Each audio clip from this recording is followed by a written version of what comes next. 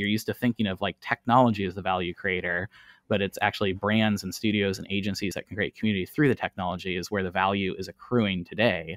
And so that actually becomes the locus that you want to lock up and participate. It's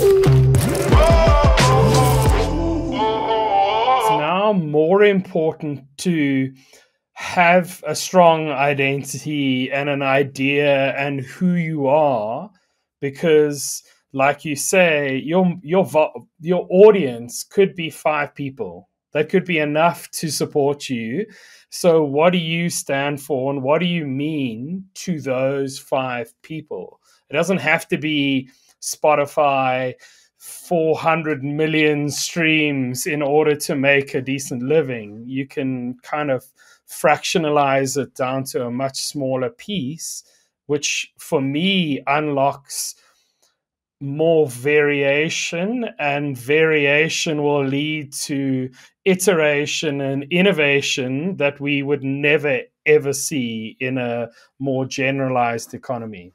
I mean, if you suspend disbelief and really focus on NFTs as these bi-directional doorways that, you know, essentially link things and actions in the real world to digital assets and like images and attributes and content, then all of a sudden you can do a number of different things, because no one else is mediating not only the value, but the data and the communication, like wallet to wallet communication tied to smart contracts. And so that means you can say, hey, I've created music or I've created content. I can not only participate in decentralized governance and allow people to interact and change to whatever degree I want to, like to influence the outcomes, but I can do that in different sophisticated ways. We're only in the early days of governance right now where, you know, it's one token, one vote. We're starting to see quadratic voting, or you can imagine proof of not just attendance, but expertise and experience and history. Were you one of the first 5 people who supported this? Have you contributed to this? Like, you now have the technical rails to create those micro actions to experiment with different forms of community construction. And that none of that was possible before. In the beginning of all of these things, people mimic what happened before. It's the natural way. You're like, okay, well, let's just do a music album, but on the blockchain. But you take that 5 generations forward, and there's going to be things that none of us ever even thought were possible. And yet people are going to push into those spaces and innovate into those spaces, and then it'll become normal. You say crypto and everybody's like, okay, spot trading and coins, like these transformative revolutions, they always start with finance because that's where the value is. Then you move into art and identity because you're establishing values and coordination, and that kind of balkanizes. Then you harden that through like mechanisms for work, from corporations to DAOs, and then there's education and propagation, and then finally it's as a business model that empowers anything in real world or synthetic through this generative function.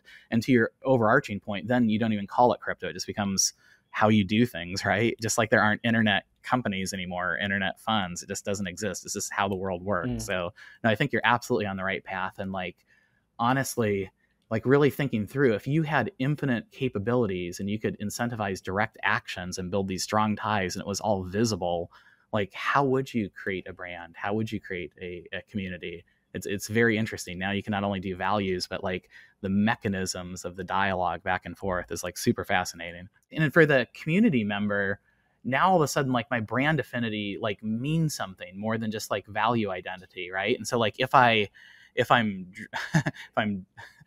especially if I have a wallet and I have an NFT representing a purchase I made, and I go to another system which allows me for a transaction, it can give me access to something I wouldn't otherwise have had, or it can give me a discount. It's like, imagine if you're accruing Apple stock as you're purchasing a phone, and then because you purchased the first generation of the iPhone, therefore you get access to different pieces in the App Store. You really, now all of a sudden, like design explodes and brand has to continue throughout this series of actions, but also it makes these really strong ties for community members. I love that. Also, the behavior, you can go, this is the behavior that builds us the most, and I now have a way of identifying that, and therefore can design reward, incentive, excitement, utility, access, all these things on top of that. Oh, you've bought an iPhone every year for the last 20 years. here's a special color that only you can get, nobody else can, or here is access to come to our design lab and feedback on the product before it gets to the market. And you're not just a random human, you're someone who's been through 20 product cycles and have a deep understanding of what we're doing. No, it gives you just greater specificity to try to do product design, right? In one sense, it gives you immediate market feedback. Like I was saying, on some of those systems, the community demands something on Uniswap. Uniswap doesn't like it. SushiSwap forks it. Everybody migrates over there. But then Uniswap says, okay, guys, I guess we'll give it to you. And then everybody migrates back. The brand was still that strong that people wanted it.